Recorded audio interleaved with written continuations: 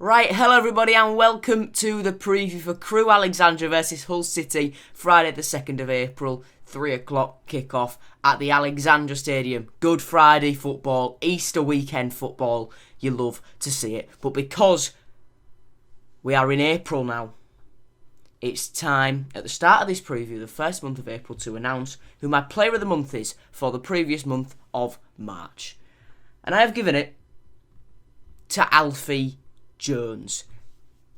Doesn't get involved in the scoring goals, but keeps us ticking over nicely. And I have a feeling when Richie Smallwood's back, he's going to have a job to kick Alfie Jones out of that defensive midfield position.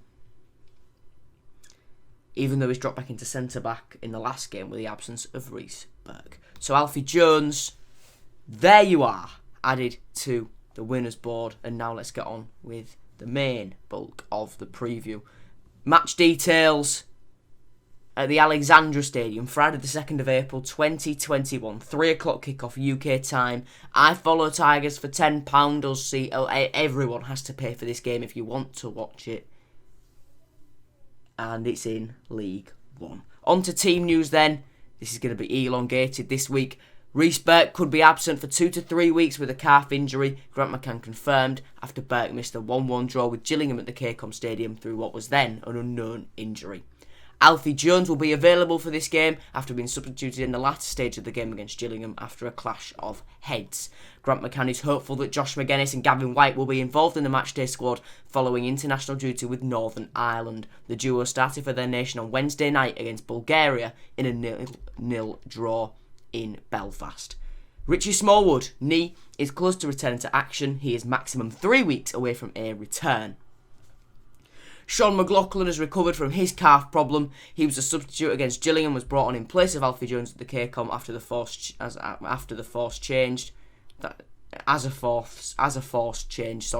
and scored a screamer for the under-23s in midweek. Absolute belter from the centre half. Team news continued. Brandon Fleming, pubic bone, and Max Clark, hamstring, were on the grass last week, but this game comes too soon for the pair of Hull-born left-backs. Jordan Flores was also back on the grass last week after suffering from tendinitis in his knee, confirming why the January arrival hasn't featured at all in recent weeks. Billy Chadwick's loan deal at FC Halifax Town has been extended until the end of the season, and Festus Arthur thigh and Thomas May, a broken metatarsal, will miss the remainder of the season through injury. On to Ref Watch then. The referee is Christopher Pollard. The two linos are Grant Taylor and David Hunt. The fourth official is Mark Cunliffe. On to stats then. These are taken from our game against Gillingham last time out. Hull City had 14 shots against Gillingham. Of those 14, 3 were on target. Hull City had 59% of possession. Hull City committed 11 fouls, made 14 tackles, won 44% of all aerial duels in the game, and City made 428 passes in the game with a pass accuracy of 78%. What do I think then? Chance taken. I don't think I need to say anything else. Eves could have had a hat-trick against Gillingham. If Greaves could head a ball down at the back post instead of just heading it straight or up, if he could head the ball down into the ground, he could have 10 goals this season. He could. Or will White or McGuinness come in for Tom Eves? Interesting. If they're fit enough, potentially. And as much as I don't rate Regan Slater, it wasn't bad against Gillingham at all. Onto head-to-head battles then. Malik Wilkes will have to get past Nathan Wood, and Jacob Greaves will have to stop Michael Mandron.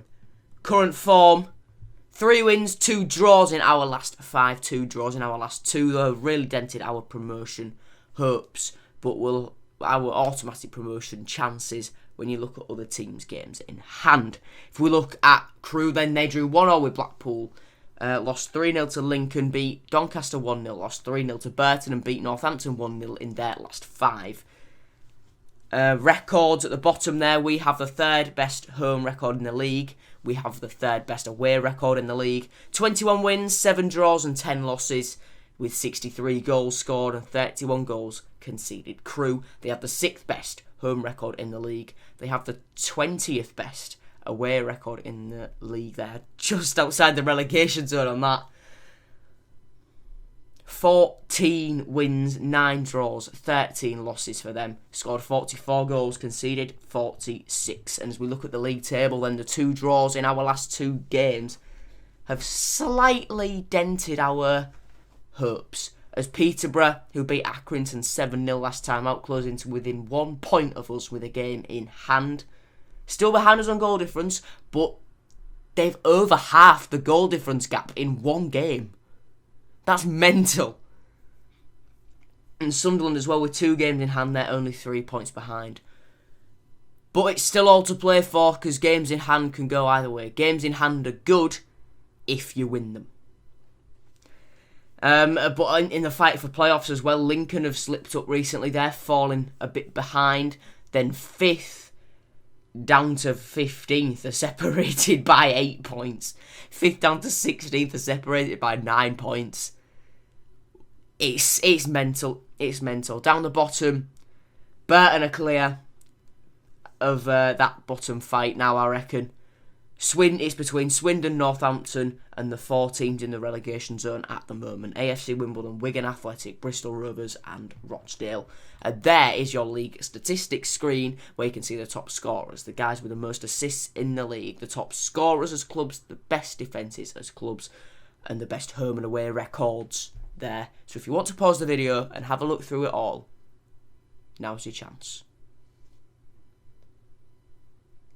Moving on to Around the Grounds on League One Matchday 39. I've left this conveniently late enough to have a score from last night. So we'll run with that. Yesterday, Wigan lost 1-0 to Gillingham away from home on Wednesday the 31st of April. So, League One Matchday 39, yesterday, Gillingham 1, Wigan Athletic 0. On Friday the 2nd of April, we have Doncaster Rovers versus Charlton Athletic, Accrington Stanley versus Burton, Fleetwood Town versus Peterborough United, Ipswich Town versus Bristol Rovers, Northampton Town versus Shrewsbury Town, Portsmouth versus Rochdale, Sunderland versus Sunderland versus Oxford, Swindon versus Blackpool, and on the other page, Plymouth versus AFC Wimbledon, and the only game postponed in League One due to COVID cases in one of the camps, Lincoln City versus Milton Keynes Dons. Memorable match now then. We're going back to the start of this season when Hull City left it late to defeat Crewe Alexandra 1-0 at the Cairncombe Stadium. Malik Wilkes' goal in the 81st minute on the 19th of September 2020 in League One. And I'd actually forgotten about this last time we played these guys, 8th of December 2020 in the Papa John's Trophy, 0-0 draw at the Cairncombe, but Hull City won 3-2 on penalties. Most boring game ever. Not even lying. We rotated a lot that day, so did Crewe, I imagine, if you compare their team, what was in the league in September to what it was in the Papa John's in December. There was a lot of rotation there. For the penalty shootout, Crewe took first, Porter scored, Greg Docherty responded by missing, then Finney for Crewe missed, Billy Chadwick dispatched, Griffiths for Crewe then went and missed, Louis Coyle put his penalty in the back of the net, Zanzala missed for Crewe, then Malik Wilkes missed for us. However, Perry NG did score for Crewe, meaning Hakiba Delican would have to score to send us through for the quarterfinals of the Papa John's Trophy, and that he did. We went through 3-2 on penalties and would then go on to beat Fleetwood in the next round. Louis Coyle banger in that game. But we would then lose. We would be knocked out in the semi-final. What am I talking about? Knocked out in the quarterfinal, by Lincoln. I've forgot. I've lost track. And that's our record against Crewe over the years between the first time we played them in 1930 to when we most recently played them in December 2020. Shared shirts. Now then, we're looking at Harry Wilson today. Brilliant player, absolutely. Goals. For us, Nigel Adkins brought him in on deadline day in January 2018 on loan from Liverpool. He was on loan from Liverpool at both clubs. In 14 appearances for us, he scored 7 times. Onto my predicted 11 now then. In the usual 4-3-3 formation. In goal, we have Matt Ingram. A back four at right back, the captain Louis Coyle. The 2 centre-backs, Alfie Jones and Jacob Greaves. At left back, Callum Elder. The 3 central midfielders are George Honeyman, Regan Slater and Greg Doherty. On the right, Malik Wilkes. On the left, Keane Lewis Potter. And up top, Tom Eaves. On to the substitutes bench then. I've gone for George Long, James Scott, Josh Emanuel, Sean McLaughlin, Dan Crowley, Gavin White and Josh McGuinness. That's the team in picture form then. And that is how the team lays out on the pitch. On to my predicted scoreline. Do I reckon that we will take victory at the Alexandra Stadium? Yes, I do. 2-0 victory. I think we will run away with and get back to winning ways after 2 draws in our last 2 games. Thank you very much for watching this preview, everyone. Hope you enjoyed. If you did, please do leave a like, subscribe to the channel if you enjoy this sort of content. It's the usual from me. And yeah, I'll see you later. Goodbye.